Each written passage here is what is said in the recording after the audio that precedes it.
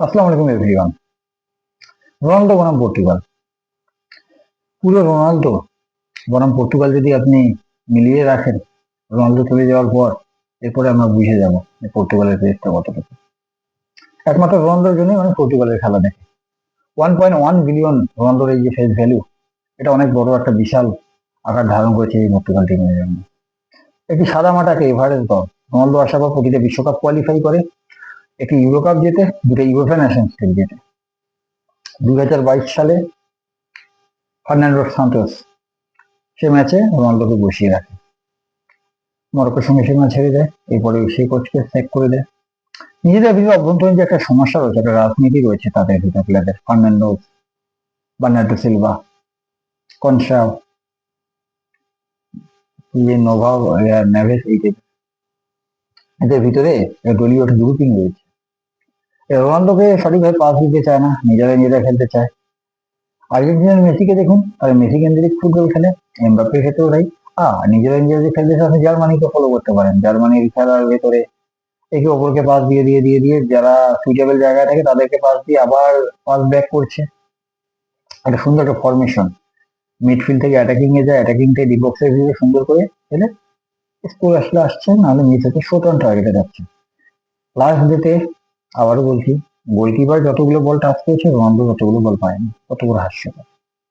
হ্যাঁ, রোনালদো থেকে যদি ভালো স্ট্রাইকার থাকে আপনি খেলান, সমস্যা নেই, সেই স্ট্রাইকারটা আছে। হ্যাঁ, অ্যাকচুয়ালি বছরের এই বুড়ো ওকে নিয়ে সমস্যা থাকতে পারে অনেক কিছু, সেটা রোনালদো যাওয়ার পরে বোঝা যাবে। যাই হোক, এসব সব থামিয়ে দেখা যাক আজকে কি করে। রোনালদো একটা ভালো স্কোরার। রোনালদো শুধুমাত্র ফুটবলের আইকন নয়, গোটা যতগুলো আপনার অ্যাথলেট আছে সবাই রোনালদোকে ফলো করে। হ্যাঁ, মেসি এখন সর্বকালের সেরা প্লেয়ার, তাই বলে কি একজনের অর্জনে কি বাকিদের আপনি মুছে যাবে বাকি অর্জন? রোনালদো রোনালদোর মতো। দ্বিতীয় সেরা হোক যাই হোক, রোনালদো রোনালদো হাইয়েস্ট স্কোরার ওয়ার্ল্ডের।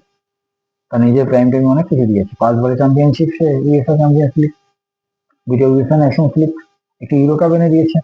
আর কি কন্ট্রিবিউট দরকার রোনালদো? ইয়াং জায়গা ছেড়ে দিতে।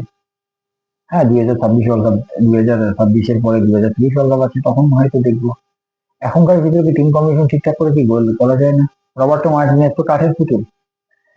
এতগুলো ফ্যানদের সবাই বুঝতে পারছে যে ভিতরে সমস্যা চলছে, তো রবার্টো মার্টিনেজ বুঝতে পারছে না যে ভিতরে কি সমস্যা? ক্রিস্টিয়ানো, এই নামটাই তো বিশাল বড় না। হ্যাঁ, মাঠের খেলায় খেলতে হবে তাই কি? আপনি রোনালদোকে 5টা চান্স দেন, একটা বা দুটো স্কোর করে দিতে রোনালদো। সেই সুযোগটা দিতে হবে, তাকে খেলাতে হবে, জায়গায় জায়গায় রোটেশন করে বল দিতে হবে।